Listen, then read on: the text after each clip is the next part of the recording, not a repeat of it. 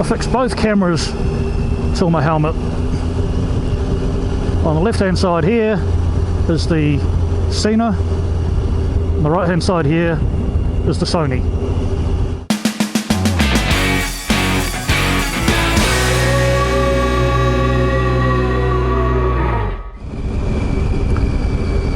Okay, so just doing a comparison of the Sena Prism Tube Wi-Fi camera and the Sony FDR-X3000. So the video quality settings, I've got them both at 1080 60 frames, and the Sony has more options as far as settings go. The Sena, you just set the frame rate resolution, goes up to 1440. The the Sony, you can change from an MP3 format to a XAVC, I think it is, a proprietary Sony format that can go up to 3865, I think it is. For most blogging things you wouldn't need a resolution like that, but it is available. So yes, I have it set to 1080 as an MP3 format, and also it has a vivid setting, which is the default, where it does some of its own color enhancement, and you can set a natural or neutral thing as well, which is a bit closer to a raw format. Now I am leaving it on vivid just to give it a bit of a comparison to the Sena as what it would be out of the box. Now you can of course color correct more if you have the neutral setting, but just to give a one-to-one comparison, just leaving it at those settings. Out of the box, spec comparisons. The Sony is a much better spec camera. It has more features, has a better lens, has stability, has all those sort of things. However, out of the box it does not come with any motorcycle helmet mounts or anything. It is not explicitly a motorcycle helmet camera, whereas the Sena is. It comes with a few different types of mounts, and you can whack it straight on in a matter of minutes. And it also comes with a microphone and a little speaker to put next to your ear, which all tucks nicely inside your helmet. So straight away you have an operational motorcycle setup.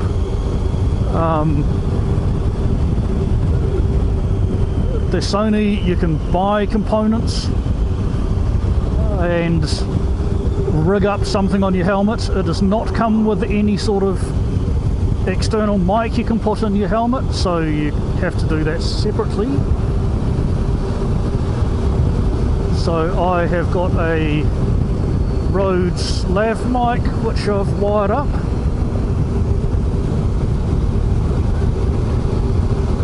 and I will say that the Rhodes mic is far superior to the thing that comes with the Sena. The Sena does cut off, cut the top frequencies and do some quite drastic things like that when you're speaking a bit too loudly into it, which is what you tend to do on a motorbike when the wind is rushing past at high speed. But it is still an acceptable thing in the Sena. It's a bit unfair to compare the Sena mic to the Rhodes mic, seeing as the Rhodes mic is an extra purchase that you have to make.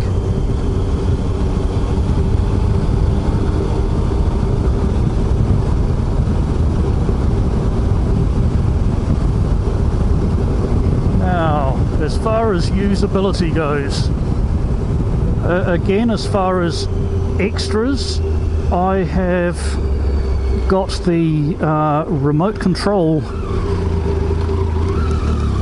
for the Sony, which is on the dashboard here, so I can actually stop and start recording from the handlebars.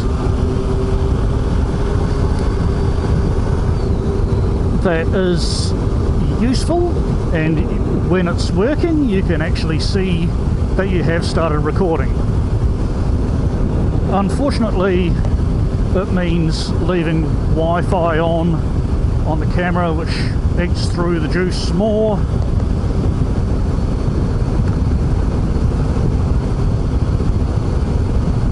And as well, it does disconnect every now and then, and it takes a little while to sort of find the camera again, which is quite surprising as soon as it's less than a metre away.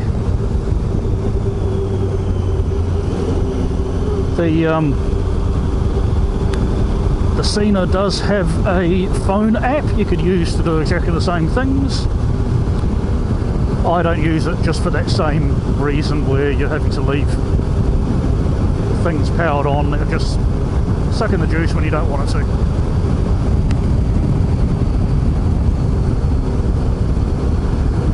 Now, on the subject of power consumption, the Sena has a very basic on-off mechanism. You just pull the slider forward to turn it on, push it back to turn it off. That's all there is to it. It does take sort of 10 seconds or so to start recording after you've actually turned it on, which is very frustrating when you're whizzing past something you want to record. But it does mean that it is only using power when you are recording. And that is really good. It means you can ride along for an entire day, and if there's only half an hour of stuff you want to record, you've still got 2/3 of the battery left. The Sony, if you want to just be hitting the record button, you need the camera in standby. So it is going through the battery even when you're not recording. And if you let it power off, you've got to do the power on and then hit record. And seeing as it does not have a speaker to let you know what it's doing, you don't actually get any feedback that the camera has turned on properly, or whether it turned off, whether it started recording, or whether it's not recording. And I personally find that really frustrating. The Sena is brilliant as far as that goes. It tells you that the camera is on and is recording, or the camera is off and has stopped recording. It also tells you that the battery is running low, or it's powering off because the battery is, there's not enough battery. You know that without having to look. That is a brilliant feature for a helmet cam. I find these other cameras that do not give that sort of feedback, they're not helmet cams. I don't know why people persist in actually encouraging these manufacturers to make these cameras and just jerry-rig something to your helmet, and we should be demanding them to actually get some proper motorbike functionality. There's enough motorcyclists that are using these things, and other people doing action sort of stuff, that you know, give them some proper features. Stop telling us that these are really brilliant and forcing us to agree with them. Anyway, rant over.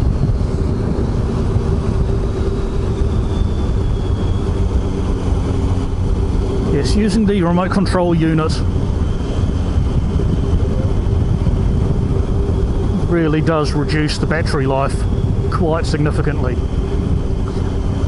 And while we're on the subject of the remote control unit as well, obviously it needs power itself, and the cradle sort of thing that you can use to mount on your wrist or mount to something does not have any functionality for charging. There's a separate charger that you purchase, or that comes with the remote, that has no way to actually mount it anywhere, and you can't plug a USB cable or anything like that into the remote. It's got its own custom sort of thing. So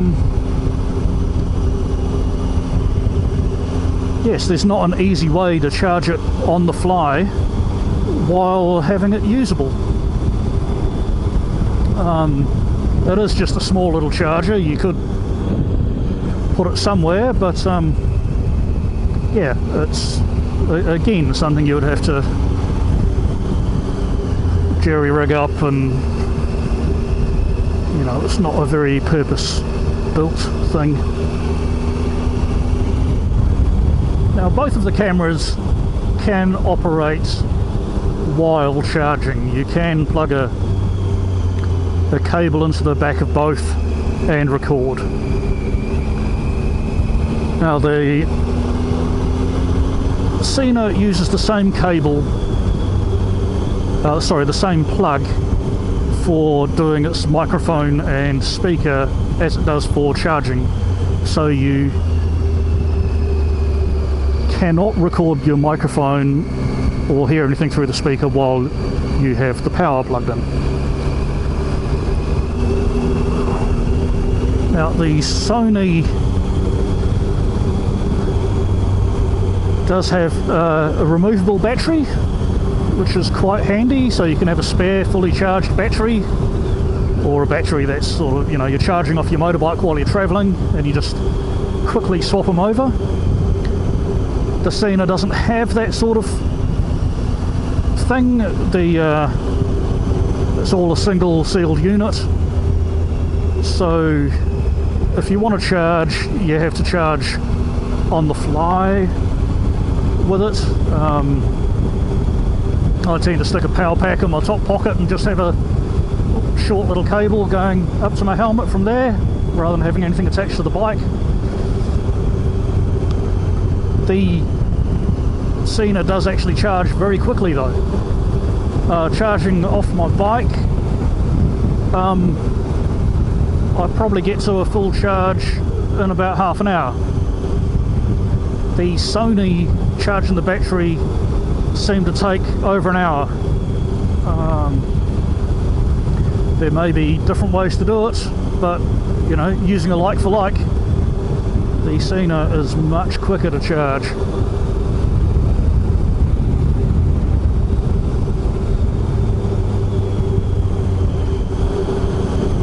Now, both cameras allow you to quickly swap out the SD card when recording, so when you're travelling along, you know, going away on a holiday somewhere, you can easily just swap out your SD cards when they're full. Although they both have fairly large capacity, so depending on what sort of holidays you do, you're probably going to be copying them across to another device by the time they've filled up. So of course, if you set the Sony to its highest resolution, you're going to be chewing up space pretty quickly.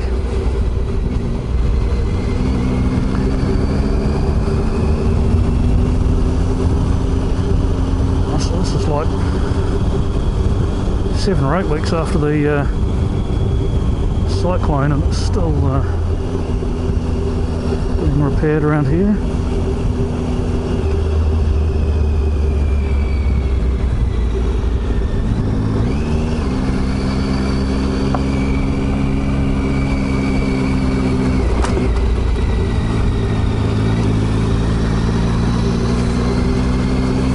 One of the temporary bridges that was set up by the army.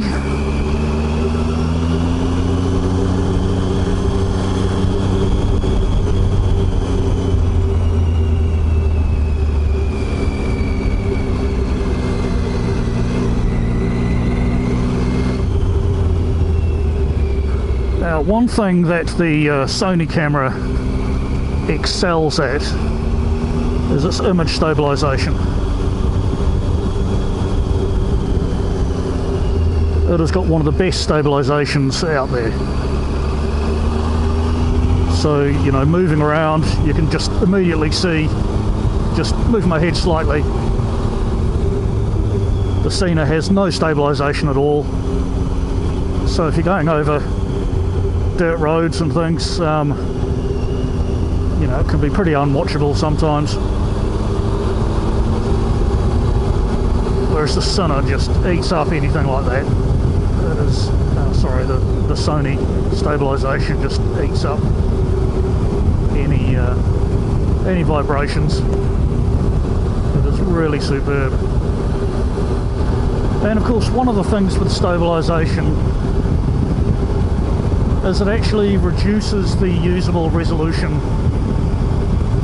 of your image, because it is using,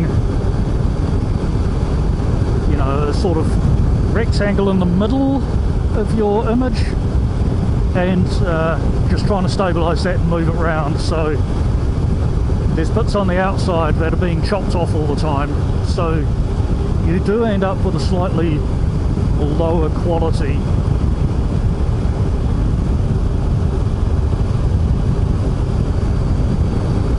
But the advantage of the stabilization, I think it's worth sacrificing a few pixels.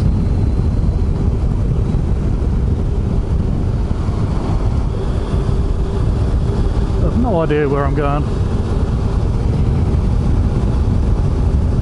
on the road or with this review.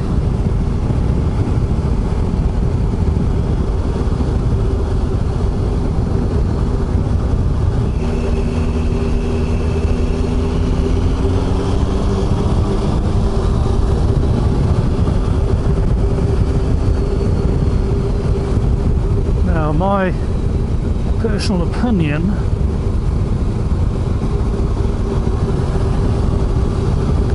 is that the Sony is a far superior camera in almost every way, except when it comes to being usable on a motorbike. If they provided you with helmet mounts, if they provided you with a microphone and some sort of speaker thing to let you know when it's recording and not recording, like the Sena does, it would be brilliant.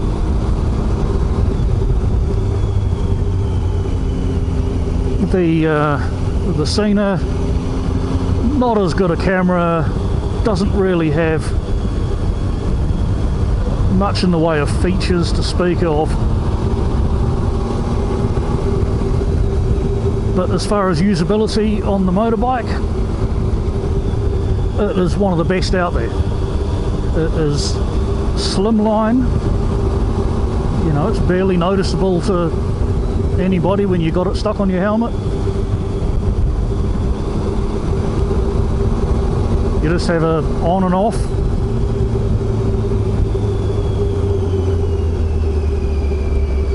And okay, it takes a little while for the recording to start happening, but you know, it's just so simple to use. And everything is just out of the box. Now, if they could add stabilization in there, it would be a game changer, I reckon.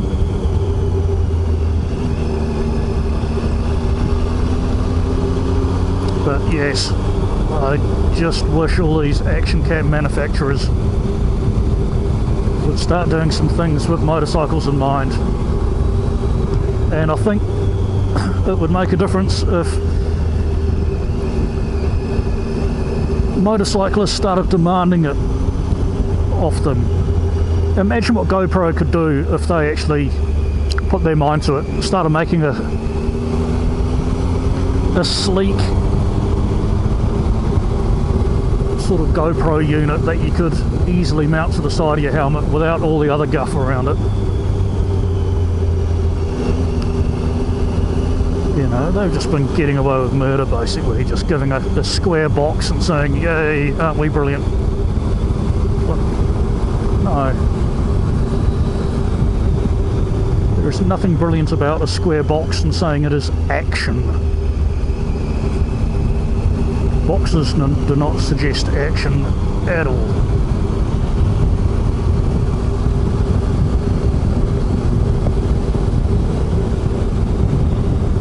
Anyway, that's my call to action. Demand motorcycle specific units from these companies.